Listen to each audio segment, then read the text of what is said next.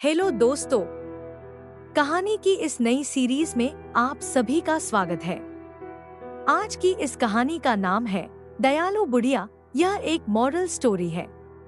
अगर आपको Hindi stories, bed time story या हिंदी कहानियां सुनने का शौक है तो इस कहानी को पूरा जरूर सुने। चंदन नगर गांव में एक बहुत ही गरीब ब्राह्मण जनक रहा करता था। वो गांव में भिक्षा मांगकर अपना गुजर बसर किया करता था। एक दिन वो कुछ बासी रोटियां लेकर अपनी झोपड़ी में आता है। तभी उसकी पत्नी उन बासी रोटियों को देखते ही बोलती है, पत्नी, अरे रे, ये क्या, तुम आज भी ये बासी रोटी लेकर आ गए?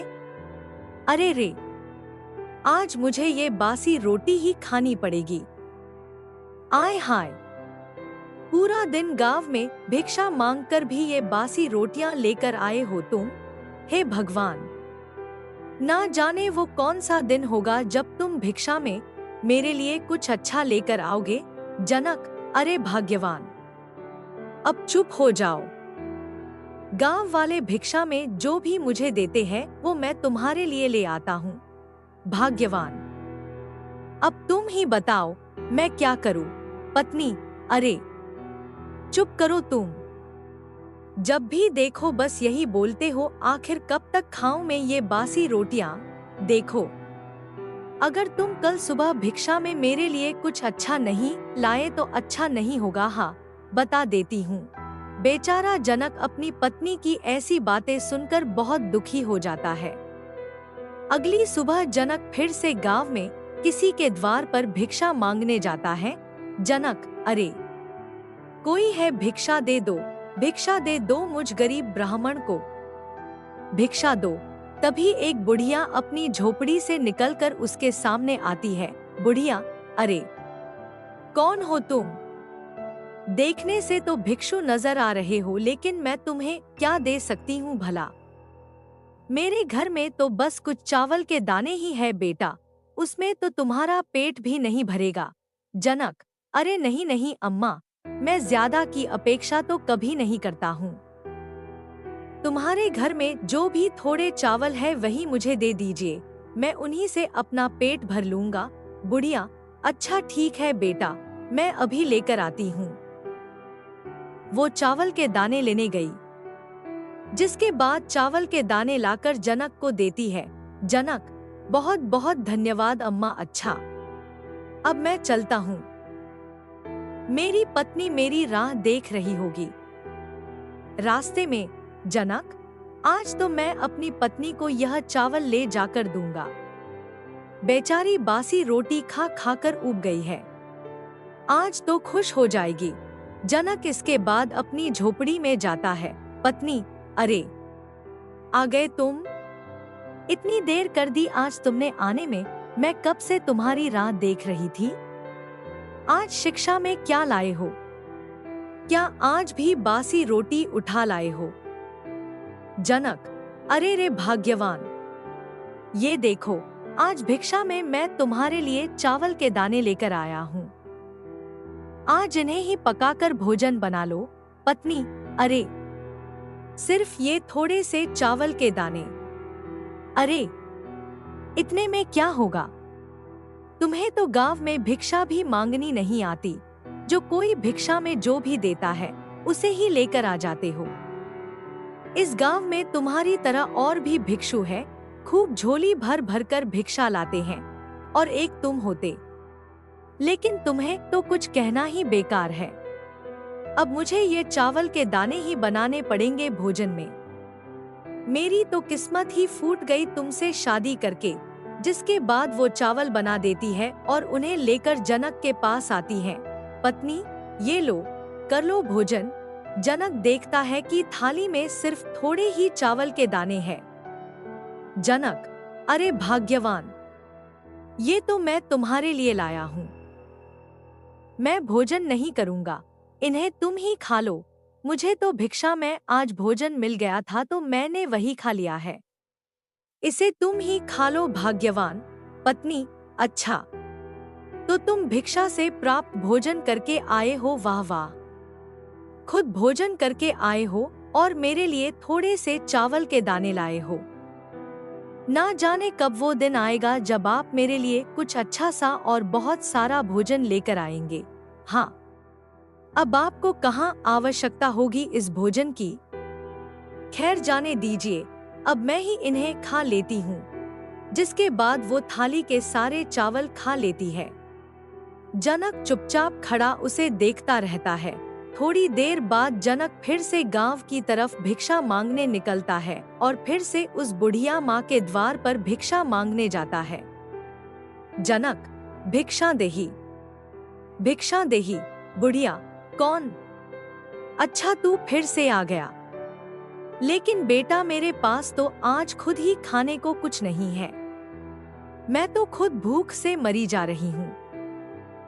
मैं तुझे कहाँ से दूंगी बेटा?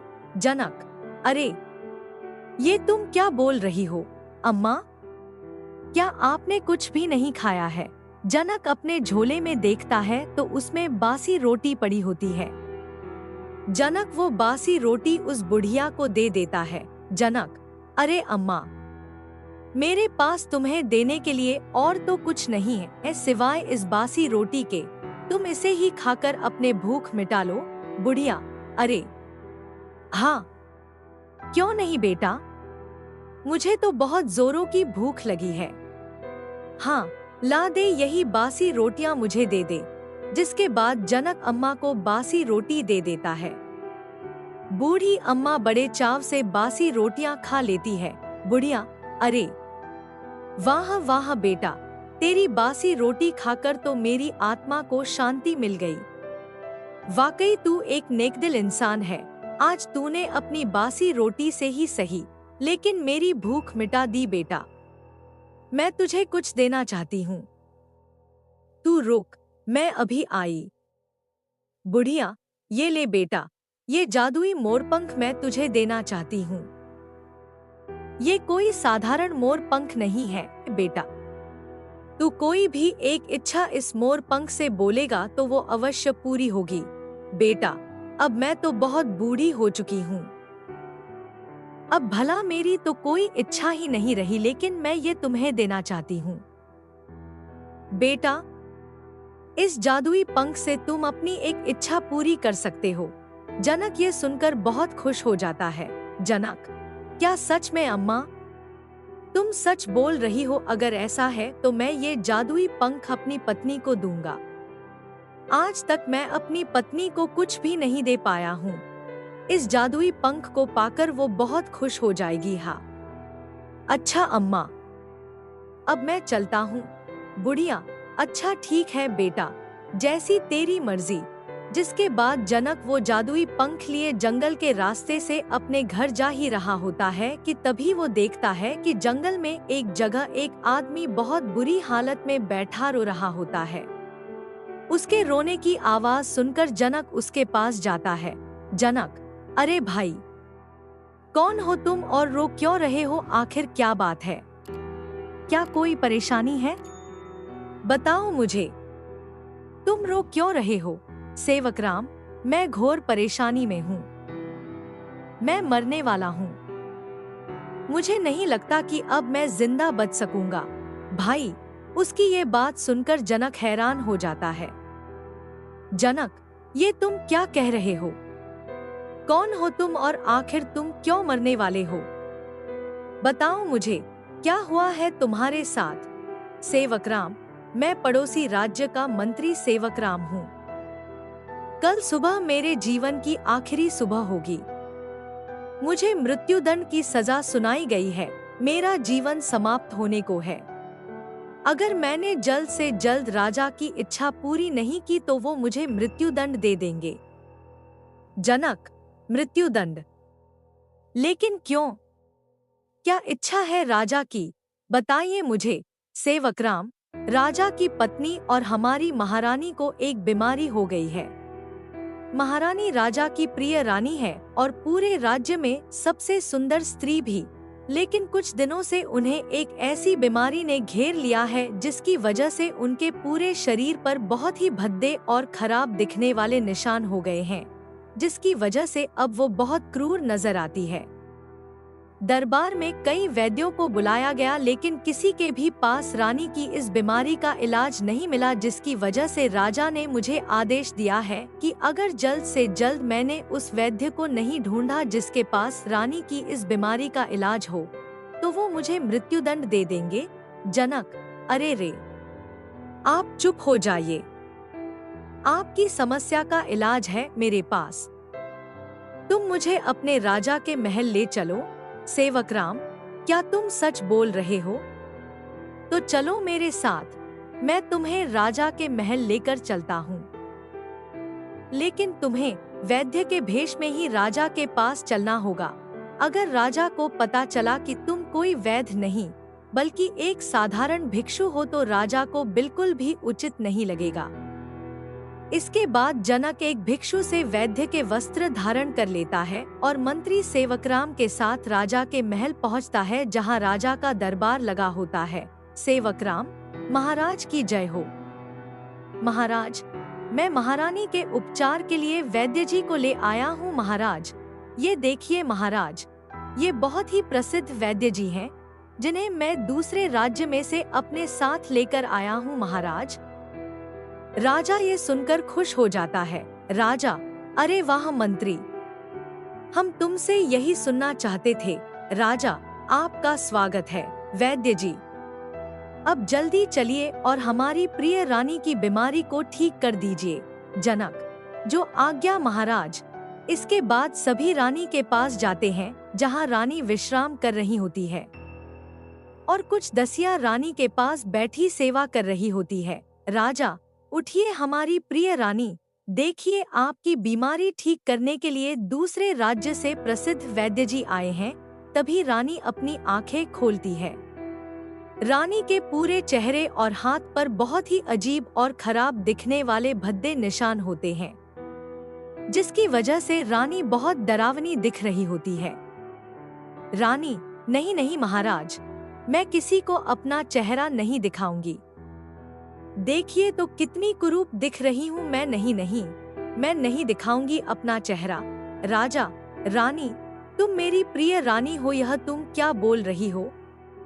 देखो, वैद्य जी आए हैं, यह अवश्य ही तुम्हारी बीमारी को ठीक कर देंगे। जनक रानी के शरीर के सारे अजीब और भद्दे निशान देखता है और थोड़ा हैरान हो जाता है। इसके बाद जनक बूढ़ी अम्मा का दिया हुआ जादुई पंख अपने हाथ में लेता है। तभी उसे याद आता है कि अम्मा ने कहा था, इस जादुई पंख से कोई एक इच्छा पूरी की जा सकती है। जनक: हे जादुई पंख, मेरी इच्छा है कि तुम रानी के ये भद्दे निशान दिखने वाली बीमारी ठीक कर दो। अगर रानी की बीमारी ठीक नहीं हुई तो बेचारे मंत्री सेवकराम को मृत्युदंड दे दिया जाएगा।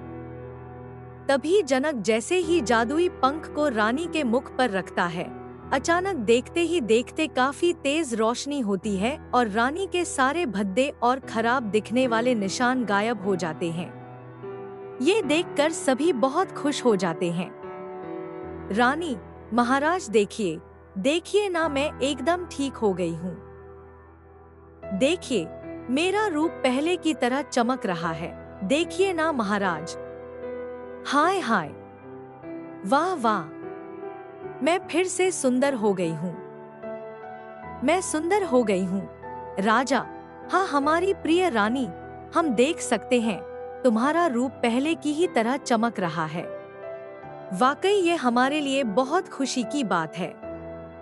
राजा: वाह हमारे प्रिय मंत्री, हम तुमसे बहुत प्रसन्न हुए। अब तुम्हें मृत्युदंड नहीं दिया जाएगा। राजा: वैद्य जी, तुम्हारा बहुत बहुत धन्यवाद जो तुमने हमारी प्रिय रानी की बीमारी को ठीक कर दिया। हम आपको भेंट स्वरूप 100 सोने की मोहरें देते हैं। इतना सुनते ही जनक खुश हो जाता है। जनक: आपका धन्यवाद महाराज, लेकिन आप एक सच नहीं जानते हैं। मैं कोई वैद्य नहीं हूँ, बल्कि एक साधारण भिक्षु हूँ जो आपके ही राज्य से दूर एक छोटे से गांव में भिक्षा मांगा करता है। आपके मंत्री ने मुझे रानी की दशा के बारे में बताया तो मैं मंत्री को मृत्युदंड से बचाने यहाँ आपके महल में आ गया। राजा उसकी बात सुनकर थोड़ा हैरान हो जाता है। मंत्री: जी महाराज, मैंने आपसे ये झूठ बोला। ये कोई वैद्य नहीं, बल्कि एक साधारण भिक्षु है। मुझे माफ कर दीजिए महाराज। राजा, हमने तुम्हें माफ कर दिया है। तुम्हारे इस झूठ से हमें आज ये सीख मिली है कि एक साधारण सा भिक्षु भी अपने ज्ञान से बहुत बड़ा हो सकता है। व्यक्ति का कर्म ही उसे बड़ा बनाता है। सभी दरबार में राजा की ये बात सुनकर खुश हो जाते हैं। तभी जनक को सोने की 100 मोहरें दी जाती है, जिसको लेकर वो अपने घर जाता है। पत्नी, अरे कहाँ चले गए थे आप? मैंने आपको कहाँ कहाँ नहीं ढूंढा, बताएं मुझे। तभी जनक उसे सारी बात बताता है। पत्नी, अरे क्या आप सच बोल रहे हैं? मुझे माफ कर दीजिए जी। मैंने आपको कितना कुछ भला बुरा कहा और आपने पलटकर मुझे कभी एक शब्द नहीं कहा। आप सच में बहुत नेकदिल और ज्ञानी इंसान हैं। मुझे माफ कर दीजिए। जनक, मैंने तुम्हें माफ कर दिया है भाग्यवान। मेरे मन में तुम्हारे लिए कोई बुरी भावना नहीं है। जो हुआ सो हुआ।